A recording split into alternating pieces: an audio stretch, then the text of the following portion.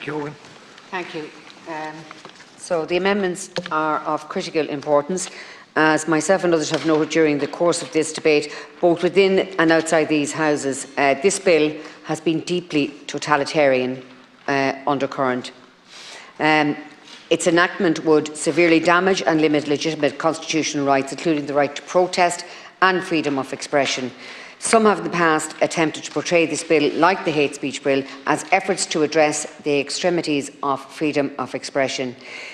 There is a debate to be had on where the limits of legitimate speech and expression begin and end. However, this bill has, from the get-go, attempted to distort its true impact by referring to the extreme cases. In fact, it would impact the most ordinary forms of expression of viewpoints. It criminalises particular ethical and human rights grounded worldview, and for that reason it is discriminatory. These amendments 3, 4 and 7 are an effort to challenge the severity of this bill, but the bill remains inherently discriminatory and is therefore unacceptable in a supposedly democratic republic. On the matter of these amendments, it has been pointed out several times here that even the Garda Commissioner, Drew Harris, felt that specific safe zone access areas legislation was gratuitous due to the existence of public order laws. However, this very rational and correct observation by the Garda Commissioner was dismissed at the time.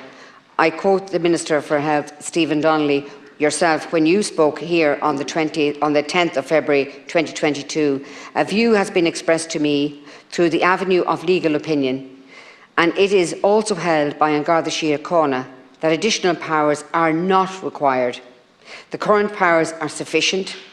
It is not a view I agree with and not one that I have accepted. We are legislating. This is happening. This showed a serious arrogance from you, in addition to showing that you care more about the ideological point scoring than you do about the expert opinion of our national police force. So your comments also undermined the authority of An Garda Síochána.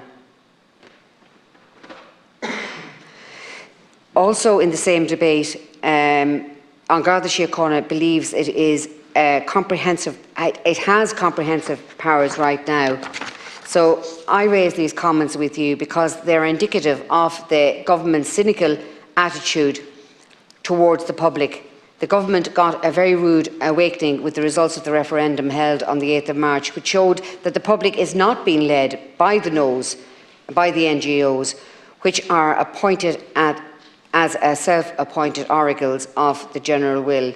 This safe access zone bill is yet another example of this government's deliberately confusing the views of the public at large with the fringe and unrepresentative views of hardcore lobby groups and NGOs.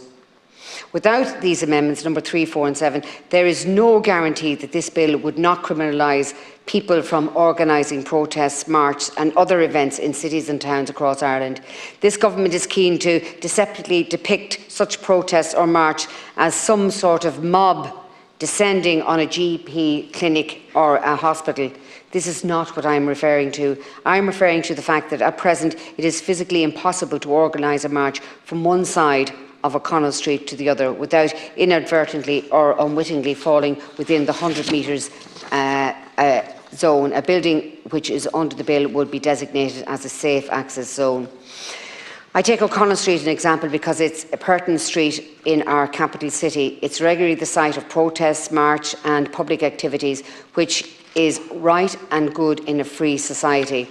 The GPO was captured in 1916 and a republic proclaimed by Pádraig Pearse and others in order to establish a democratic republic which would guarantee religious and civic liberties, equal rights and equal opportunities to all our citizens.